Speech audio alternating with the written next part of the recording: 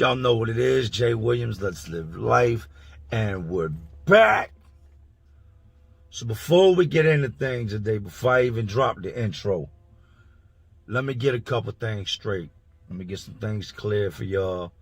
Because I get some comments sometimes to get up underneath my skin. Try not to let it, but every now and then want to, scratch the surface just a little bit. So I'm going to make something clear. I do not proclaim to be a tough guy. I've dealt with some tough things. I've ran headfirst into some situations. I've had my ass beat. I've lost fights. I've won fights. I've come to draws. I am human.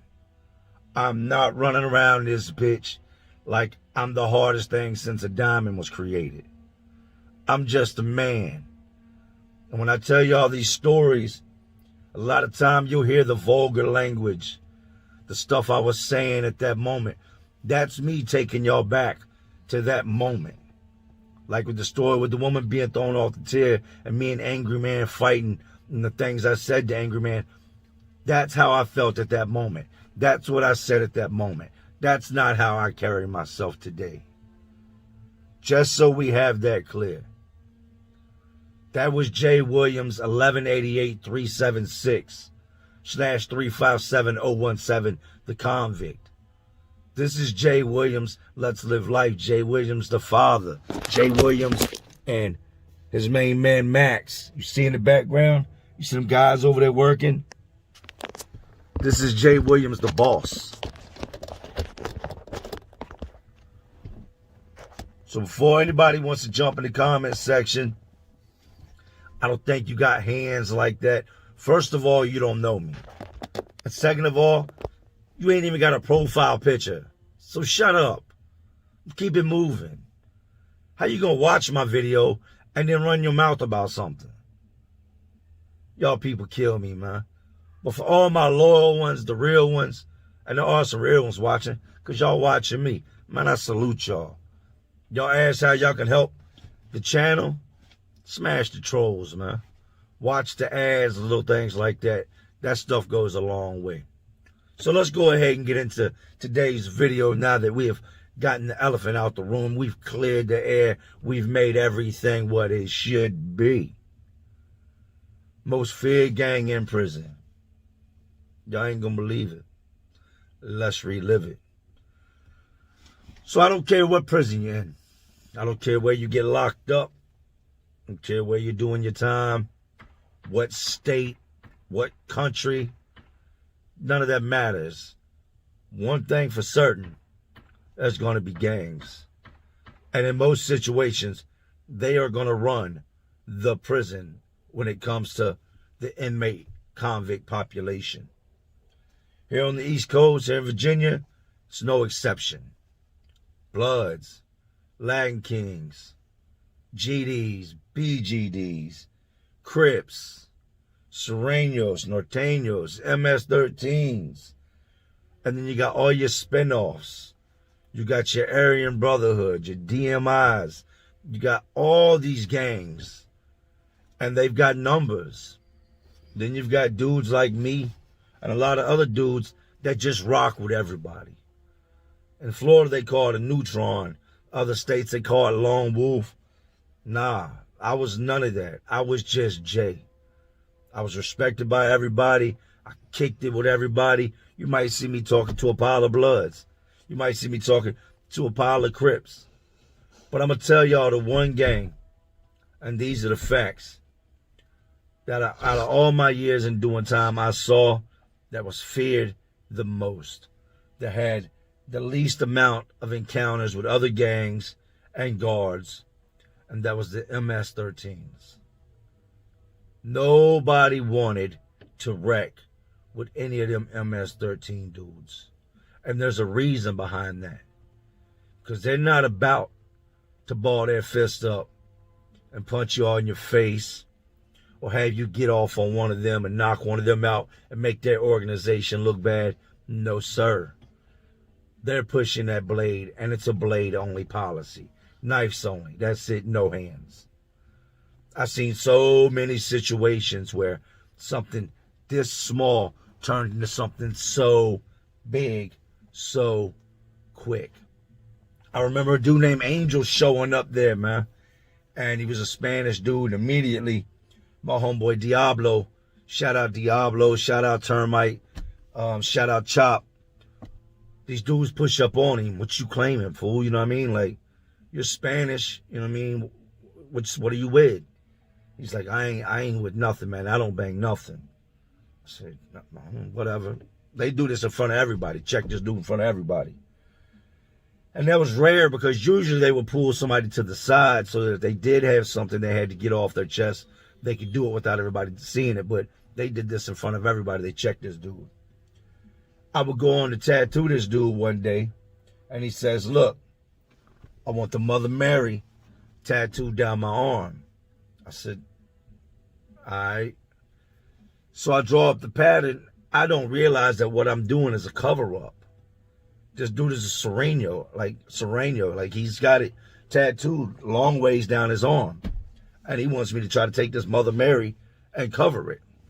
So I'm telling him, I'm like, yo, I think that Mother Mary tattoo has some type of, gang meaning in the Spanish gangs. And he's like, no, we're good. And I'm like, yo, do they know you're Sereno? And he's like, nah, that's why I got to cover this up.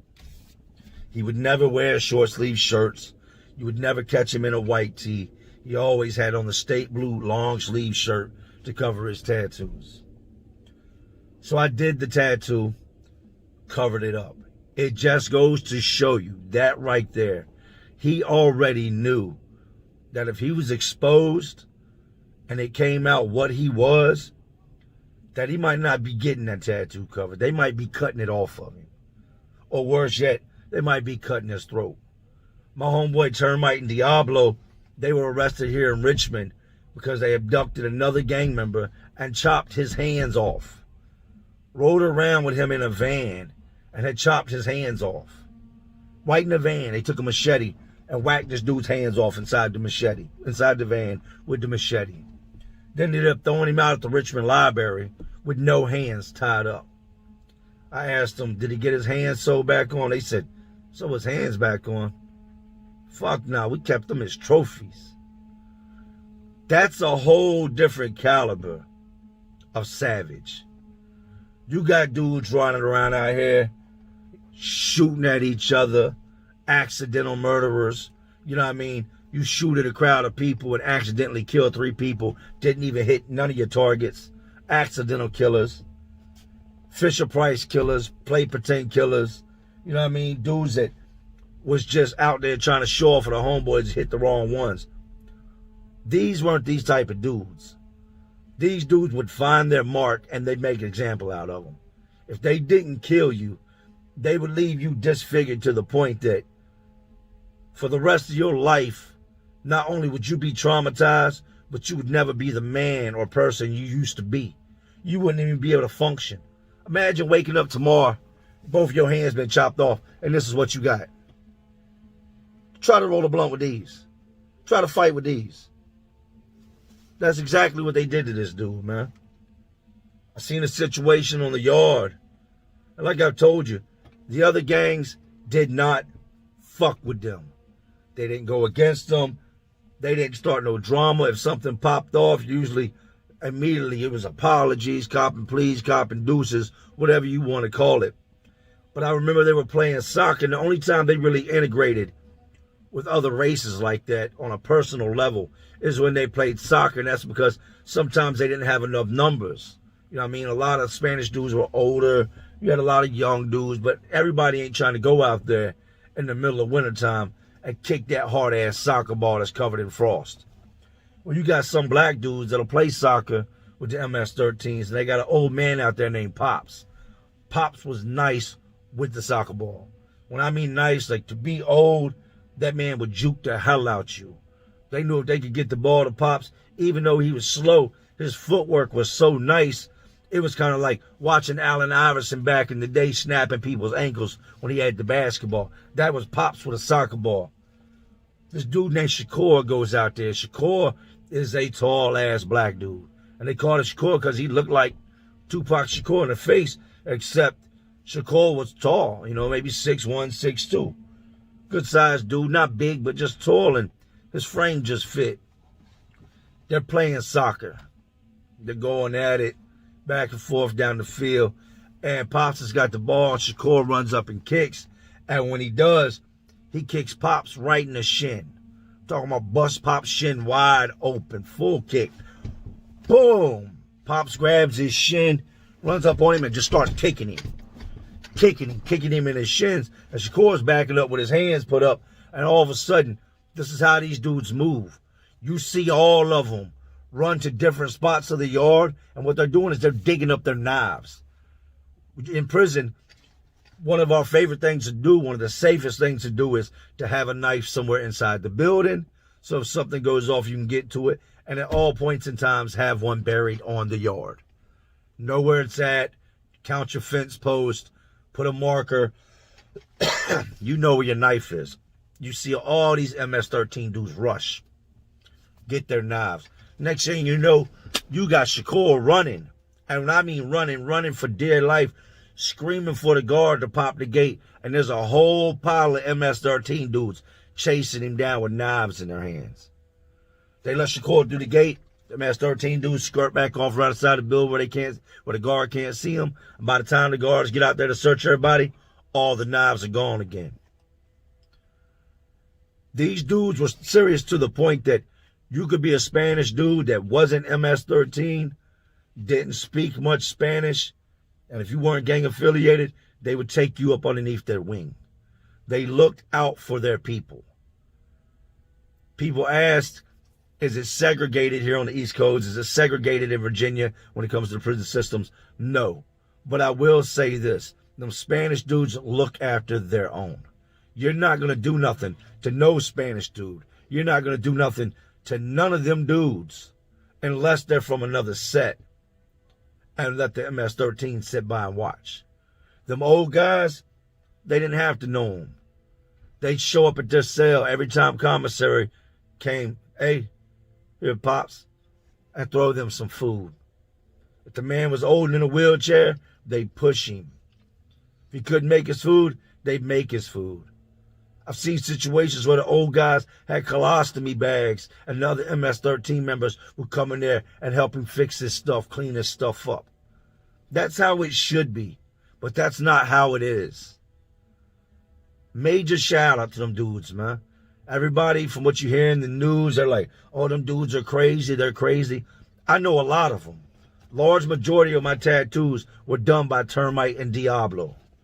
And my homeboy Chop. Those dudes showed me love.